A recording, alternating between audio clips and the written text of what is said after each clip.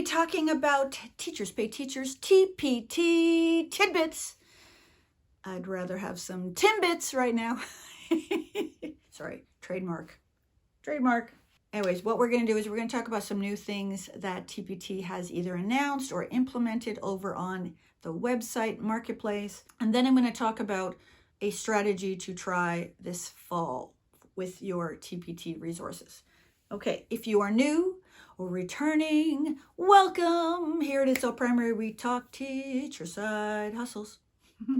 If I'm looking this way, it's because there's a cat right there. I'm waiting for him to make an appearance. He's thinking about it. Anyways, the big thing that just came from TPT, you might have received an email, is that school access is officially finito. If you are new to TPT and you're thinking, what was school access? You don't have to worry about it anymore. School access was a program where TPT signed up schools, and then they would be given a catalog of TPT resources to purchase at a discount.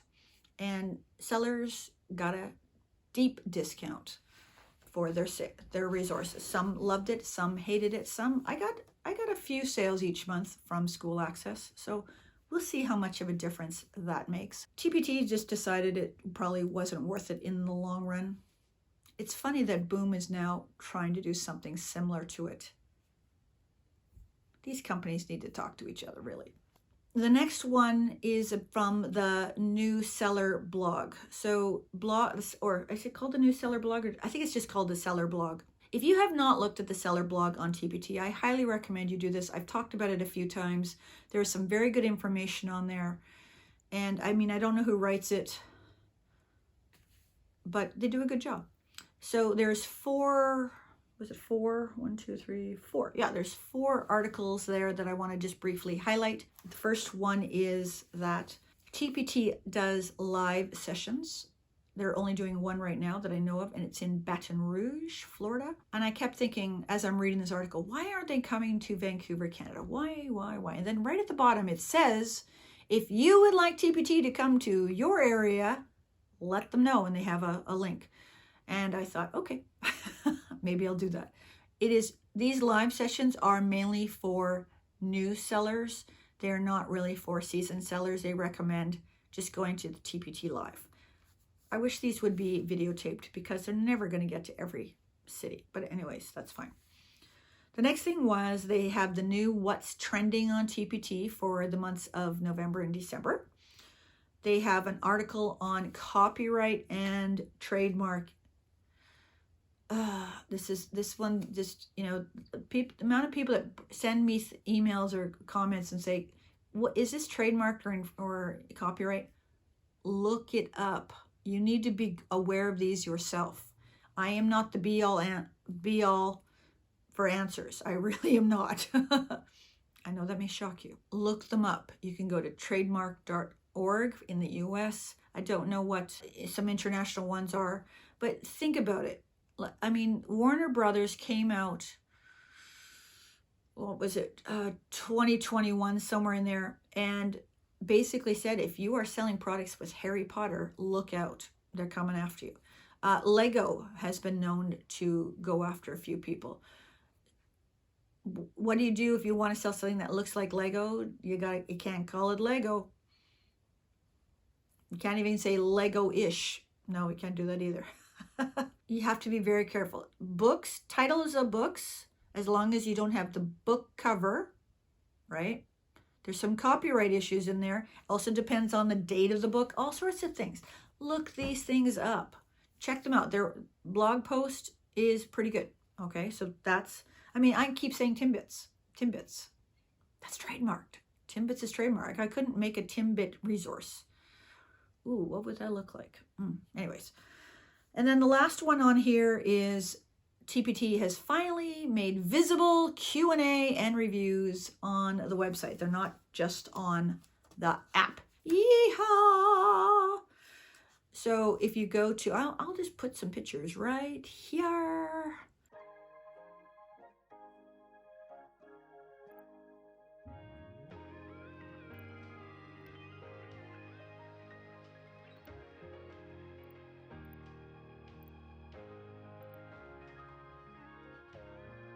So those are the new things. There is a TPT town hall meeting coming up at the end of the month. You can check that out. I always sign up for them, even if I know I can't attend, because then they send me a link to the replay. And then I will watch it and then make a video. So if you are waiting for me, that's fine. It's always a couple days after the town hall meeting. Town hall meetings are usually on Wednesdays. The video usually goes up Saturday, if you can wait a few extra days. They're not very long. They're usually 30, 35 minutes. They get on, they say what they need to say, and they get off. They don't do Q&As.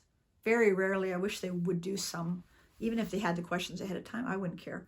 Like, just do something more. But let me just quickly talk to you about a possible fall strategy for yourself. So if you are a brand new seller, I always say this, just focus on TPT.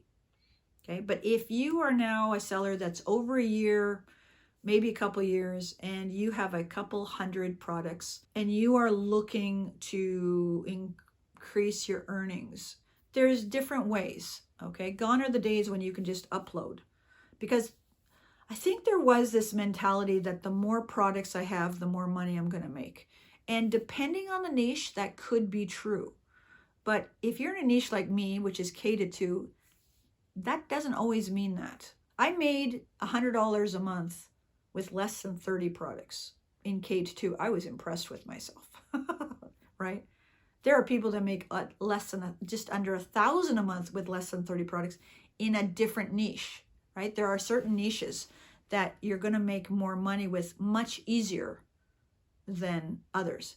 The elementary years, the higher the grade, the lower the niche, okay? So kindergarten, pre-K really now to grade 2 are saturated. That doesn't mean you can't earn money. There's lots of sellers that make good money. And when I say good money, we're talking $1,000 or higher. I know some that are making $20,000, $30,000 a month, and they're in elementary. So it can be totally done, okay? But here's my theory. I don't think you need, actually, I was listening to a podcast and they're saying, how many products do you need to make $1,000 a month?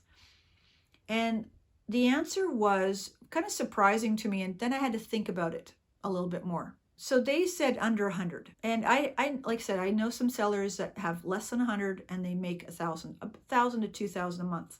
1,300 seems to be an average. And so it's always been in my mind, okay, I'm not going to make more than 100 products. Now, I am over 100 products now, but many of them don't make sales. And so for me, what I decided to do is I'm just going to remove them.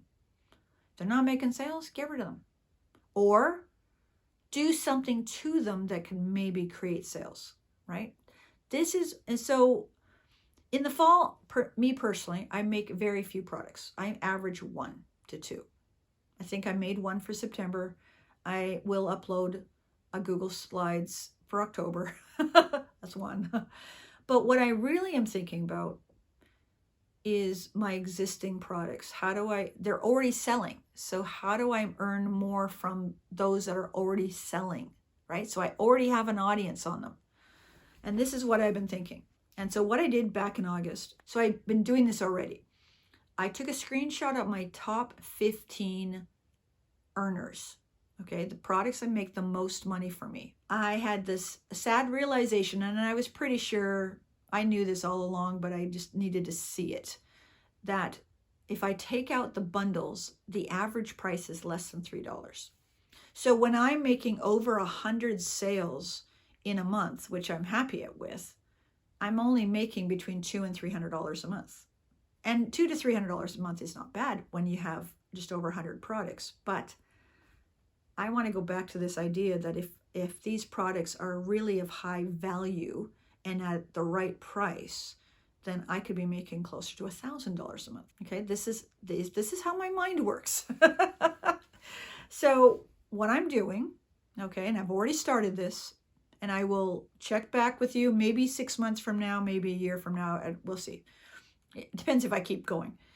But I'm taking those top products. So I got my number 1 product, and I've started brainstorming ways to, and actually my number 1 selling product is only $3.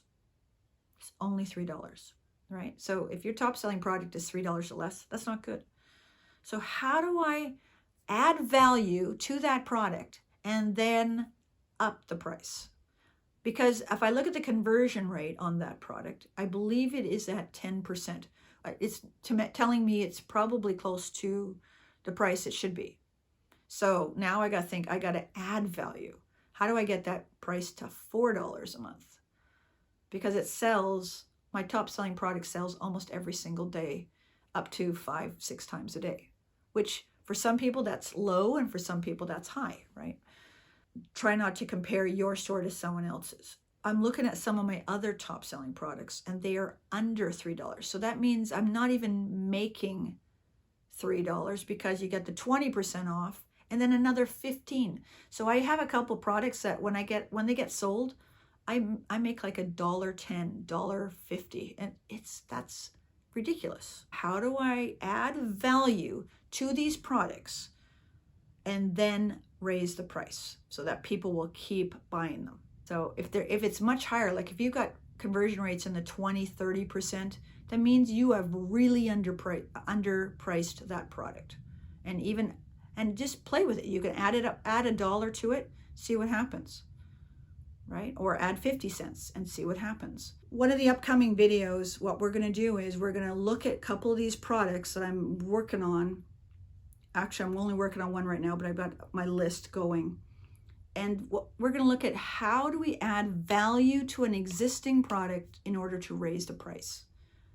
Okay, so that way you're not trying to create a new product from scratch, thinking of something original so that you can try and upload and then try and get eyes on it, right? All these things. Let's take what is already selling and do something with it. I'm not saying this is going to totally work. Like I said, I'm doing it right now. But if you want different results, you got to do something different. And this is what I'm suggesting. It's a strategy. Will it work for everybody? No. It will work for many people though.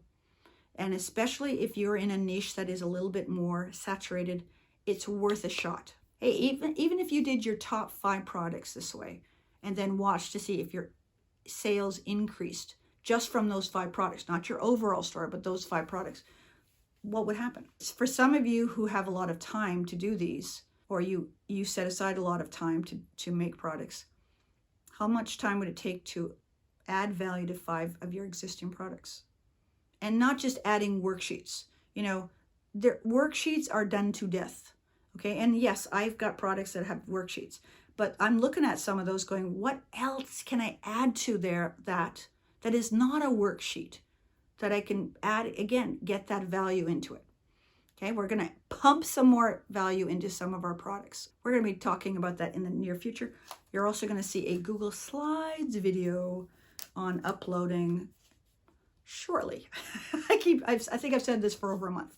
School's been busy. Anyways, okay, so wherever you are in the world, I hope you and your family are staying safe, being healthy, and we'll catch you in that video or the playlist. Take care.